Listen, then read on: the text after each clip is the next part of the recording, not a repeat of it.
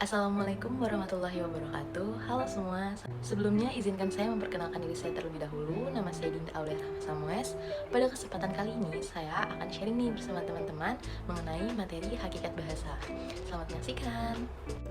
Sebelum kita mau masuk ke intinya, kita harus tahu dulu nih apa sih dari hakikat bahasa itu sendiri. Nah, di sini ada 3 pengertian hakikat bahasa menurut para ahli.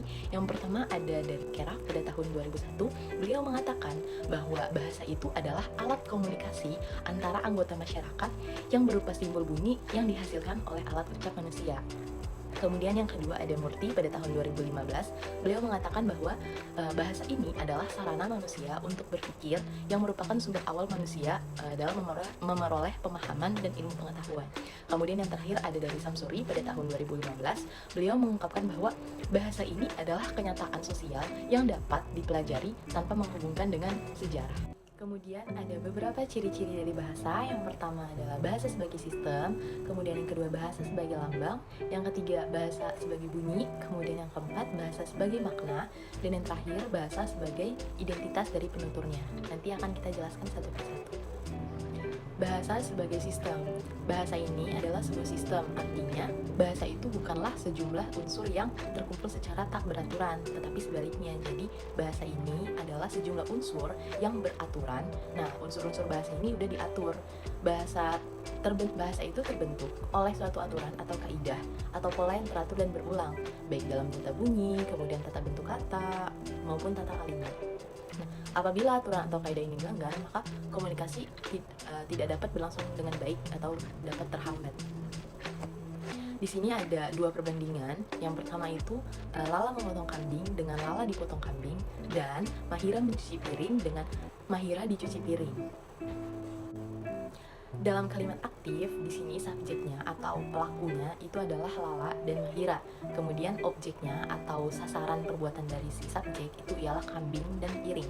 Nah, apabila kaidah ini dilanggar, misalnya nih, kita menggunakan awalan di pada kata kerja, sehingga hasilnya Lala dipotong kambing dan Mahira dicuci piring. Kan secara logika itu tidak masuk gitu kan. Nah, masyarakat juga tidak akan menerima komunikasi tersebut, sehingga komunikasi tersebut menjadi terhambat. Nah, itulah kenapa bahasa disebut sebagai suatu sistem. Selanjutnya bahasa sebagai lambang. Jadi lambang ini menandai sesuatu secara konvensional atau dipelajari dan disepakati oleh para pemakainya. Nah, tidak secara alamiah dan langsung. Lambang bahasa itu diwujudkan dalam bentuk bunyi yang berupa satuan-satuan bahasa seperti kata atau gabungan kata. Nah, di sini ada contohnya, yaitu sapi dengan kau, kemudian ada membaca dengan reading. Nah, lambang bahasa yang berwujud bunyi sapi dalam bahasa Indonesia atau kau dalam bahasa Inggris dengan rujukannya yaitu seekor binatang berkaki 4 yang banyak dimanfaatkan untuk manusia. Nah, tidak ada hubungannya sama sekali. Kemudian juga dengan bahasa yang membaca dengan reading dengan rujukannya yaitu salah satu kegiatan mengamati tulisan untuk memahami artinya. Kan tidak ada hubungannya sama sekali ya. Jadi kita tidak memberi alasan mengapa dalam kelompok sosial tertentu binatang itu disebut sapi, sedangkan dalam kelompok yang lain disebut sebagai kau. Demikian pula kita tidak menjawab mengapa membaca dalam kelompok sosial yang lain itu disebut reading.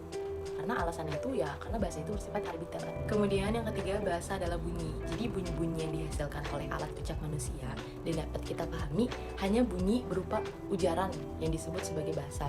Huruf-huruf adalah turunan daripada bunyi. Ketika bunyi itu menghasilkan suara seperti batuk, bersin, ataupun sendawa, itu bukan merupakan bahasa. Kemudian bahasa sebagai makna. Bahasa ini adalah sistem lambang yang berwujud bunyi atau bunyi ujar. Oleh karena lambang itu mengacu pada suatu pengertian, konsep, ide, atau gagasan, maka dapat disimpulkan bahwa bahasa ini memiliki makna. Contohnya di sini ada bunga dan menara. Nah, bunga ini kan memiliki wujud artinya itu hasil tumbuh-tumbuhan yang memiliki aroma atau warna serta bentuk yang menarik. Kemudian menara itu adalah mengacu pada suatu bangunan yang tinggi. Kemudian yang terakhir, bahasa sebagai identitas penuturnya. Orang Melayu mengenal pepatah, bahasa menunjukkan suatu bangsa. Nah, bahasa ini merupakan ciri pembeda yang paling menonjol di antara ciri-ciri budaya lainnya. Oleh karena dengan bahasa, tiap kelompok sosial pasti merasa diri mereka itu sebagai satu kesatuan yang berbeda dengan kelompok lain. Kemudian lanjut ke fungsi bahasa. Fungsi bahasa ini terdiri dari 4. Yang pertama ekspresi diri, kemudian komunikasi, kemudian integrasi dan adaptasi sosial, kemudian yang terakhir sebagai kontrol sosial. Yang pertama, fungsi dari bahasa yaitu mengekspresikan diri. Nah, kita kan sejak kecil sebagai manusia ini menggunakan bahasa untuk sebagai sarana untuk mengungkapkan atau mengekspresikan diri kita, khususnya kepada kedua orang tua kita. Nah, di tahap permulaan tumbuh kembang, bahasa anak-anak ini berkembang sebagai alat untuk mengekspresikan diri. Kemudian yang kedua, bahasa sebagai alat komunikasi. Nah, sebagai alat komunikasi itu maksudnya bahasa ini digunakan untuk menyampaikan maksud tertentu nih agar bisa dipahami oleh orang lain.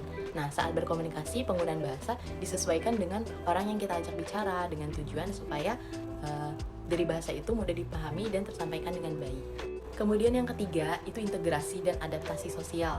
Nah, saat beradaptasi di lingkungan yang baru, nah setiap orang pasti akan memilih bahasa yang digunakannya tergantung dengan situasi dan kondisi yang dihadapinya.